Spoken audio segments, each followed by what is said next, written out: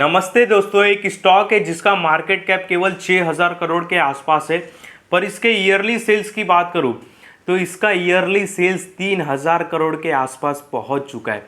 मतलब आप सोच सकते हो कि इसका मार्केट कैप केवल 6000 करोड़ है, पर इसका सेल्स कितना है? 3000 करोड़। यानी कि इसके मार्केट कैप के आधे जितना अभी इसका रेवेन्यू आ रहा है, इसका सेल्स आ रहा है। और ये कंपनी जो मैं आपको बताने वाला हूँ ना, काफ़ी इंटरेस्टिंग कंपनी है। और जिस रेट पर ये कंपनी चल रहा है ना, उस रेट पे बहुत बड़े बड़े डील हुए थे इस कंपनी में, ठीक है। और वो डील हुए थे जब ना, बड़े बड़े डील हुए थे, उसमें शामिल कौन हुआ था? ये HDFC mutual fund, Nippon mutual fund, Axis mutual fund, ICICI mutual fund, इन लोगों ने इस कंपनी का माल उठाया। और जिस रेट पे माल उठाया ना, उसी रेट पे ये स्टॉक चल रहा है। अगर मैं एफ आई की होल्डिंग हटा दो, अगर मैं डी की होल्डिंग की बात करूँ तो इस स्टॉक में डी की होल्डिंग जीरो थी। पर जून के क्वार्टर में, यानी कि लास्ट क्वार्टर में, इन लोगों ने भाई अपनी होल्डिंग 9% कर ली इस स्टॉक में। कंपनी काफ़ी तगड़ी है, काफ़ी अच्छी है। इसमें एक और अच्छी बात है, अभी जब इसने अपना ऑल टाइम हाई लगाया था ना, जो अभी मैं आपको आगे स्टॉक का नाम बताऊंगा, इसने जब अपना ऑल टाइम हाई लगाया था, वहाँ से ये 30% करेक्ट हो चुका है। मतलब करेक्शन हो चुका है, अच्छे पीई पे ट्रेड कर रहा है। और भाई इसमें एक सबसे मेन बात ये है कि मार्केट कैप केवल 6000 करोड़ और सेल्स 3000 करोड़। तो भाई समझ सकते हो कि आने वाले टाइम में ये कंपनी और कितना ज़्यादा रिटर्न्स दे सकता है। जब हम बात करते हैं ना upcoming multi bagger stock, actually इसी स्टॉक के लिए ये परफेक्ट वर्ड यूज़ होता है, मल्टी बैगर का। अगर मैं यहाँ पे स्क्रीन ऑन करूँ और आपको दिखाऊं कि स्टॉक का नाम क्या है, स्टॉक का नाम है शारदा मोटर्स करके। देख सकते हो इसका प्राइस चल रहा है 2100 रुपये के आसपास, और इसी लेवल्स पे बहुत बड़े बड़े डील हुए इस स्टॉक में। पहले मैं इसका थोड़ा एक आपको दिखा भी देता हूँ रेवेन्यू कितना है। अभी देखो इसका मार्केट कैप कितना है, अराउंड 6000 करोड़ के आसपास। और अगर मैं यहाँ पे बात करूँ, ऑटो पार्ट्स वगैरह बनाती है, मैं बताऊंगा इसके बिजनेस के बारे में। काफ़ी इंटरेस्टिंग वीडियो होने वाला है, और इस वीडियो को तो भाई मिस मत करना, क्योंकि इसमें जब जो ये स्टॉक आप जानने वाले हो ना भाई, बहुत अच्छा खासा पैसा आपको बना के दे सकता है फ्यूचर में। हाँ, इस बात को ध्यान देना।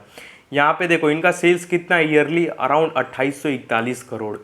यानी कि यार बहुत, मतलब मैं तो शॉक हो गया है कंपनी देख के। यहाँ पे मैं अगर पीडीएफ ओपन करूँ, एक बार थोड़ा बिजनेस पे हाईलाइट कर लेते, उसके बाद हम फिर इसका रिजर्व वगैरह इन्वेस्टमेंट भी दिखाऊंगा। भाई 2000-2500 करोड़ के ऊपर का इन्वेस्टमेंट भी पड़ा है इनके पास। अगर मैं बात करूं तो कंपनी ऑटो पार्ट्स वगैरह बनाती है, जैसे कि एग्जांपल के लिए वो हो गया अपना क्या बोलते हैं, साइलेंसर हो गया कार के, ये सारी चीज़ बनाती है। और साइलेंसर बनाने में ये महारत इनको हासिल है। इस पे ज़्यादा इनका फोकस है, क्योंकि यहाँ पे देखो इन्होंने लिखा है कि India largest manufacturing of ambition control system. Ambition control system किसको बोलते हैं? वो साइलेंसर को ही बोलते हैं। और इस सेक्टर में इनका मार्केट शेयर कितना है? 30% का मार्केट शेयर है। देख सकते हो यहाँ पे इन्होंने लिखा है कि 30% market share for passenger vehicle in India. Ambition control system में इनका 30% का मार्केट शेयर है इंडिया में, जो कि भाई काफ़ी बड़ी बात है। और यहाँ पे देखो इन्होंने लिखा है कि 25 year of experience in manufacturing ambition control system. जो साइलेंसर मैं बता रहा हूँ ना, बहुत अलग अलग टाइप के साइलेंसर बनाते हैं, ठीक है। जो बीच में देखो एक सरकार ने बोला था कि ट्रैक्टर में कुछ अलग टाइप का साइलेंसर लगेगा, जिससे कार्बन ऑक्साइड जो रहता है गैस, वो कम निकले, फिल्टर होके निकले। तो ये उसी में महारत इनको हासिल है। यहाँ पे लिखा भी 25 साल से भी ज़्यादा इनको एक्सपीरियंस है manufacturing of ambition control system में। इनके प्रोडक्ट दिखाता हूँ। और भाई जो एंड वाला मूवमेंट तो मिस मत करना, जहाँ पे हम बैलेंस शीट पे बात करने वाले इस स्टॉक का। देख सकते हो कि फार्म इक्विपमेंट, कार और ये ट्रक्स वगैरह ये सारे बनाते हैं। ये तो हो गया बेसिक बात, मैं आपको दिखा देता हूँ। यहाँ पे मैं जब नीचे आता हूँ तो देखो कार में ये लगता है अपर लोअर कंट्रोल आर्म, ये भी काम है इनका बनाने का। इंडिपेंडेंट फ्रंट सस्पेंशन असेंबली, जो सस्पेंशन रहता है फ्रंट का, जो कार चलाते हैं उनको काफ़ी अच्छी तरीके से पता रहेगा। ये सारी बातें मुझे नहीं पता था, मैंने खुद गूगल किया, फिर मैं आपको बता रहा हूँ। तो ये फ्रंट का जो रहता है ये भी बनाते। बाद में सॉफ्ट टॉप कैन पॉइस बनाते हैं। सॉफ्ट टॉप कॉइन पॉइस इसको बोलते हैं, मतलब जो कार का ऊपर का मतलब पतरा रहता है ना, उसको ही बोलते हैं सॉफ्ट टॉप। तो वो ये भी मैन्युफैक्चरिंग करते। बाद में देखो एमिशन कंट्रोल सिस्टम, ये अपना हो गया साइलेंसर, तो ये भी बनाते हैं, ठीक है। इसमें ही इनको महारत हासिल है और इस सेगमेंट में ये इंडिया में 30% का मार्केट शेयर रखते हैं। बड़े बड़े कस्टमर भी हैं इनके, जैसे कि महिंद्रा, बाद में हुंडई जैसी कंपनियाँ। फ्रंट एक्सल असेंबली भी देख सकते हो, ये सारी चीज़ बनाते हैं। जो कार जो चलाते हैं उनको काफ़ी अच्छी तरीके से ये प्रोडक्ट पता रहेंगे। इनको काफ़ी सारे अवार्ड भी मिले हैं महिंद्रा से, हुंडई से, अशोक लेलैंड से। तो ठीक है, उसको साइड में हम रखते।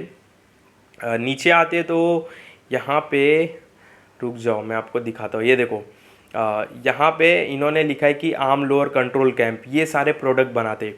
ये जो arm lower control camp com पे ना, ये क्या है, जब हम व्हील्स मोड़ते हैं ना, तो वो व्हील्स जब मोड़ते हैं तो नीचे ना व्हील्स से एक लोहा अटैच रहता है, मतलब यही रहता है, ये जो आप स्क्रीन पर देखते रहोगे।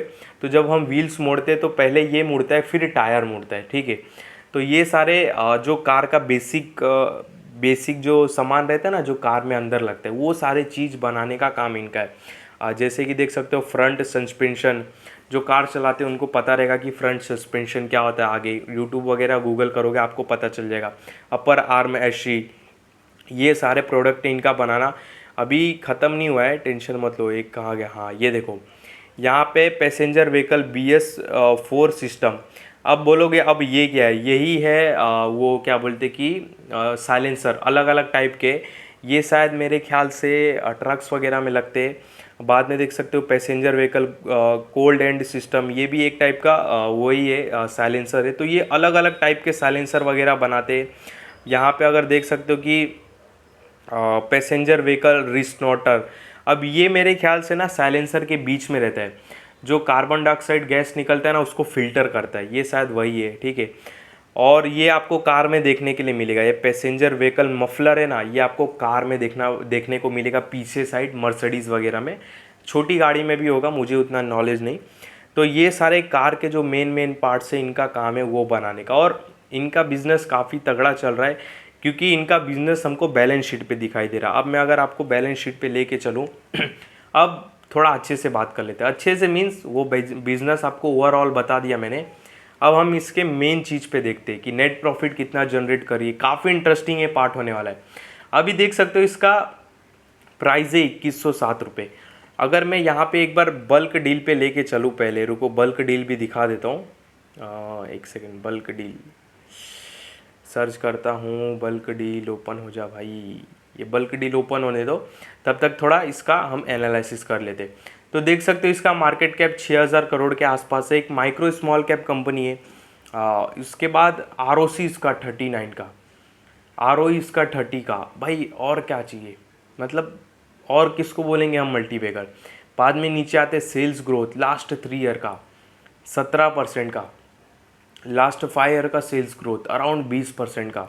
नीचे आते all time high price around 3000 के आसपास का है, और अभी चल रहा है 2100 के आसपास, यानी कि ऑलरेडी इसमें 30% भाई करेक्शन हो चुका है, ठीक है। नीचे आते हैं तो फिर बाद में आपको मैं दिखाता हूँ। ये देखो एक टाइम पे कंपनी 26 करोड़ के नेट प्रॉफिट पे बैठी थी, और आज कंपनी 316 करोड़ के नेट प्रॉफिट पे बैठी है। एक टाइम पे इनका सेल्स केवल 900 करोड़ के आसपास था, पर आज ये 3000 करोड़ के आसपास के सेल्स पे बैठे हैं। मार्केट कैप कितना है, 6000 करोड़, यानी कि कंपनी की जितनी वैल्यू नहीं है उससे आधा का ये रेवेन्यू जनरेट कर रहे। तो ये मुझे काफ़ी अच्छा लगा। नीचे आते तो देखो वो ख़त्म नहीं हुआ, इसकी बहुत सारी अच्छी बातें। रिजर्व कितना है इनके पास, अराउंड 1000 करोड़ के आसपास। डेप्ट कितना है, 24 करोड़, यानी कि पूरी कर्ज मुक्त कंपनी है भाई, कर्जा 1 रुपये का भी नहीं है। फिक्स असेस्ट की बात करूँ तो देखो प्लांट मशीन है, लैंड से, ठीक है, इस पर नहीं आते हम। इन्वेस्टमेंट पड़ा है 687 करोड़ का। बॉन्ड्स म्यूचुअल फंड में इन्होंने पैसा लगाया रहेगा। कैश देख सकते हो, एक्स्ट्रा कैश भी पड़ा है 265 करोड़ का। तो कैश मिला के, इन्वेस्टमेंट मिला के अगर देखूँ तो इनके पास अराउंड 2000 करोड़ के आसपास का रिजर्व पड़ा है, ठीक है। ये तो हो गया इसकी बेसिक और मेन फंडामेंटल बातें। तो कंपनी फंडामेंटल तो काफ़ी स्ट्रांग है। अभी तक तो 1% भी गलती नहीं निकला इसमें। अगर मैं आपको दिखाऊँ ना, रुको पहले बल्क डील दिखाता हूँ, फिर प्रमोटर्स की होल्डिंग दिखाता हूँ। यहाँ पे मैं सर्च करता हूँ शारदा मोटर्स। शारदा मोटर्स यहाँ पे आते हैं। अरे भाई ये क्या साइंगिन फाइंगिन अपने को नहीं करना है भाई। भाई किसी भी स्टॉक को वॉच लिस्ट में रखो ना रखो, इसको ज़रूर रखना, पहले ही बोल रहा हूँ भाई, ज़रूर रखना, मिस मत करना ऐसे स्टॉक को जो 30% करेक्शन में मिलता हो। ठीक है, मिलता हो मीन्स इस वीडियो में बाय सेल का कॉल नहीं है, जस्ट बता रहा हूँ एग्जांपल के लिए। अभी देखो कितना 26 जून को क्या हुआ, इनके जो प्रमोटर थे माला रेलन करके, उन्होंने स्टेक बेचा, ठीक है, सेल किया। अब ये स्टेक अराउंड 9.5% के आसपास इन्होंने बेचा है। उठाया किसने? Nippon India mutual fund, Axis small cap mutual fund, Axis India mutual fund, HDFC mutual fund, Nippon India mutual fund, ICI prudential mutual fund, HSB mutual fund, Edelweiss, Birla, Axis 3P India, स्टिप्रिंग, HSB, ICI, HDFC, इन लोगों ने ये माल उठाया। कितने के rate पे उठाया? 2000 के आसपास। अभी स्टॉक कितना चल रहा है? 2100 के आसपास। तो है कि नहीं अच्छी बात? अब बताओ, ठीक है। तो जिस लेवल पे बड़े लोगों ने माल उठाया उसी लेवल पे स्टॉक आज मंडरा रहा है, ठीक है, पहली बात ये। अब दूसरी बात ये देखो, प्रमोटर्स की होल्डिंग 64.31% है, एफआईज की होल्डिंग 2.42% है, डीआईज की होल्डिंग जीरो थी, डीआईज की होल्डिंग जीरो थी। अचानक से डीआईज ने अपनी होल्डिंग इसमें कितनी बढ़ा ली? 9.32%। मतलब कुछ तो सोचा रहेगा, वही सोचा रहेगा जो हमने अभी पिछले ये 10 मिनट से जो चर्चा कर रहे हैं, ठीक है, इनके नेट प्रॉफिट पे, इनके बिजनेस पे, इनके रिजर्व पे, इनके इन्वेस्टमेंट पे, जो हम अभी चर्चा करें ना, वही सारी बात सोच के इन्होंने इन्वेस्टमेंट किया है। जो बल्क डील दिखाया ना, बल्क डील यहाँ पे देखो, यहाँ परसेंट में दिखाई दे रहा हो। और क्या चाहिए भाई? तो भाई अब आते हैं स्टॉक के प्राइस के ऊपर। देख सकते हो इसका प्राइस चल रहा अराउंड 2100 के आसपास। इसका ऑल टाइम हाई प्राइस था अराउंड 3000 के आसपास। अगर मैं इसका चार्ट ओपन करूं तो ऑलरेडी ये करेक्ट हो चुका है ऑल टाइम हाई से, क्योंकि ये अपने ऑल टाइम हाई से 31% के डिस्काउंट पे चल रहा है, अराउंड 30% के डिस्काउंट पे चल रहा है। अगर मैं इसके सपोर्ट की बात करूं तो इसका सपोर्ट कल का जो इसका लो था 2012 का, वो एक सपोर्ट निकल के आता है, और दूसरा हमारा सपोर्ट निकल के आता है 1755 का। तो 1755 का तो बिल्कुल भी उम्मीद नहीं करना। और देखा जाए तो ऑलरेडी स्टॉक यार करेक्शन हो चुका है, और ऑलरेडी काफ़ी लो पे, ठीक है, 30% के लो पे। अगर मार्केट का थोड़ा फ्लो ख़राब होता है, अगर मार्केट थोड़ा और करेक्ट होता है, सपोज निफ्टी थोड़ा और करेक्ट होता है, तो 3-4-5% का इसमें और गिरावट देखने के लिए मिल सकता है। पर ये जो अब गिरावट होगी ना 3 से, मतलब ये जो अब 30% का गिरावट तो हो चुका है, अभी तो ऑलरेडी 30% की गिरावट पे चल रहा है, पर अब जो गिरावट इसमें होगी ना, वो फटाफट बाउंस बैक हो जाएगा। क्योंकि किसी भी अच्छी स्टॉक में 30% का करेक्शन होना काफ़ी बड़ी बात होती है और काफ़ी अच्छी बात होती है। तो अब जो भी इसमें गिरावट होगी तो फटाफट वहाँ से वो बाउंस बैक हो जाएगा, इस बात को याद रखना। तो और इसमें गिरावट की उम्मीद ना रखना। बाकी जो ये लेवल्स पे चल रहा है ना, ये काफ़ी तगड़े लेवल्स पे चल रहा है। रीज़न यही है, रीज़न दो निकल के आते हैं। पहला कि ऑलरेडी 30% करेक्ट होके अच्छे लेवल पे आ गया है, और इसी लेवल्स पे बहुत बड़ी बड़ी डील हुई है। मैंने आपको अभी बल्क डील भी दिखाया, तो आप समझ सकते हो। तो ज़्यादा लालच में नहीं रहना कि और सस्ता आ जाए और सस्ता रहे। तो भाई समझ सकते हो, बहुत लोग बॉटम पकड़ने के चक्कर में, बहुत लोग सोचते हैं कि मैं बॉटम पकड़ूं, और जब तक वो बॉटम पकड़ेंगे तब तक टॉप आ जाता है। इस बात को ध्यान देना, ठीक है। तो स्टॉक काफ़ी अच्छा है, कुछ भी दिक्कत नहीं है, काफ़ी मस्त है। अगर मैं इसके फंडामेंटल की बात करूँ तो वो काफ़ी अच्छा है, नेट प्रॉफिट काफ़ी अच्छा है, रेवेन्यू काफ़ी अच्छा है, आरओसी काफ़ी अच्छा है, डेप्ट फ्री है, 6000 करोड़ का मार्केट कैप है, अराउंड 3000 करोड़ का सेल्स है, अराउंड 1800 करोड़ के आसपास का इन्वेस्टमेंट है, रिजर्व है। रिसेंटली डीआईआर्स ने, म्यूचुअल फंड ने इसमें 9% की अपनी होल्डिंग बढ़ाई है, सडनली बढ़ा दिए। जीरो होल्डिंग थी, फिर सडनली 9-9.5%, 9.32% कर लिए। स्टॉक करेक्ट हो चुका है 30%। मतलब जो बोलते ना कि अपकमिंग मल्टीबैगर स्टॉक या मल्टीबैगर स्टॉक, वो वर्ड्स परफेक्ट इस स्टॉक के लिए यूज़ होते हैं, ठीक है।